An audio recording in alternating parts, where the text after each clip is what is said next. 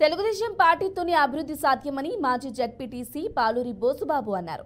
జగంపేట నియోజకవర్గంలో అత్యంత మెజార్టీతో ఎమ్మెల్యేగా జ్యోతుల నెహ్రూకు శుభాకాంక్షలు తెలిపారు.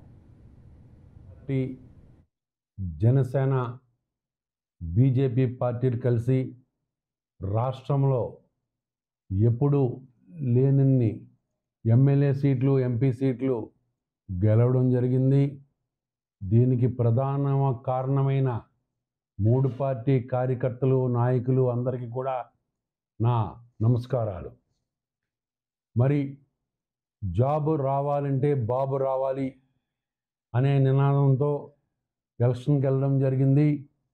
మరి దాన్ని నిజం చేస్తూ మరి ముఖ్యమంత్రిగా ప్రమాణం చేసిన మరుసటి రోజునే మొదటి సంతకంగా 16,347 టీచర్ పోస్టులు తీయడం జరిగింది.